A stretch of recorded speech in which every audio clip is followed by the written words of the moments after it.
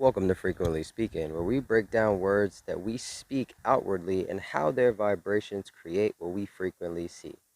In today's episode, we're going to be speaking about aspirational identity, or AI.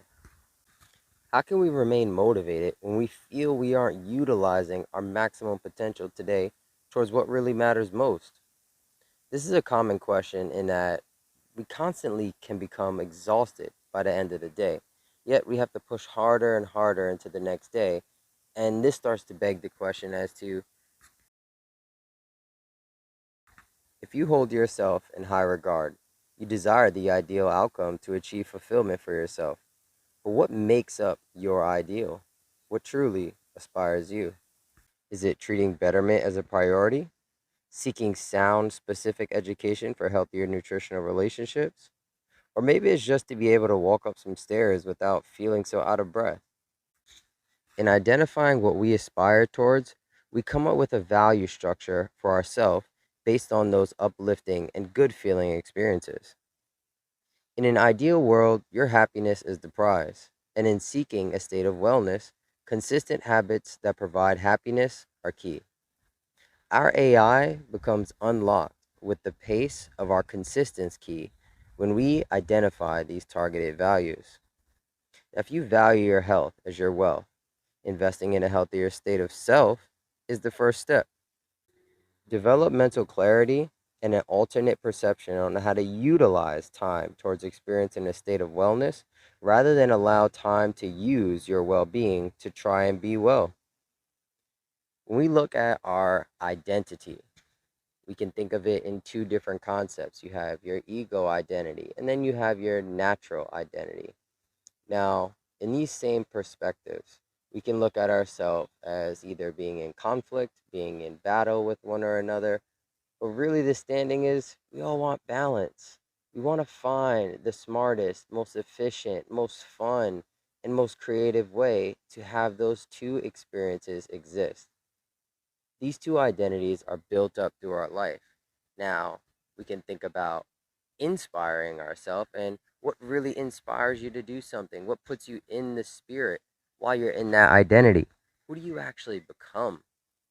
These are all the questions that start to challenge and start to create a little bit more variety and detail between the two different identities that we have. Now, when we look at what motivates us, the things that motivate us are not necessarily always the things that bring us inspiration. So that motivation can lie in either your ego or maybe your natural setting. Everybody's different. Everybody has different identities.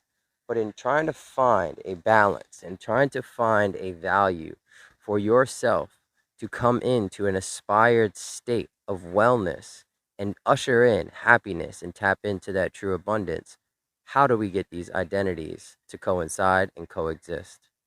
By allowing our identities and our attachment to our identities to be dissolved, this gives us the exact thing that we all strive and crave for: freedom. Freedom from the AI, freedom from the aspiring identity, freedom from the artificial identity, freedom from all the identities that we believe that we are, and we simply become observers of this identity. So, allowing yourself to say, what motivates me? What inspires me? And taking those two different concepts, whatever they may be, and learning how to create with both of them. This is when we start to create the life out of that clay, out of all the things that we do want, all the things that motivate us as well as inspire us. Because face it, most of the time, when we are about to do something or we're about to conquer a goal or we're working on a path or we're trying to get somewhere, we just can't find that thing that just puts that momentum and that that stir behind us to really give us that aspiration towards whatever it is we want to do. Yeah, you might be motivated, but necessarily, where's that spark? And also, you might be inspired to do something, but where's that motivation? Here's this concept of us working with the clay and working with the water, but do we allow ourselves to create from what we want rather than what we don't want?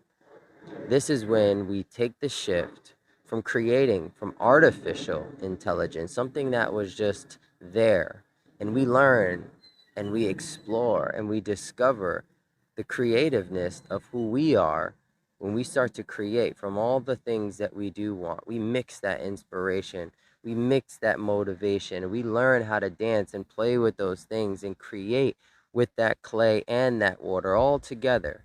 This is the true dawning of the new age. This is how we tap into our AI, our aspirational identity. Not only leaves one question: what is that balance center, that space in the middle, that identity in the middle, that persona in the middle? Who is that within you? Thank you for tuning in to Frequently Speaking. If you like this episode and would like to hear more perspectives like this, join the community at maxwellness.co, or you can check that subscribe button, comment below, and let me know what your AI is.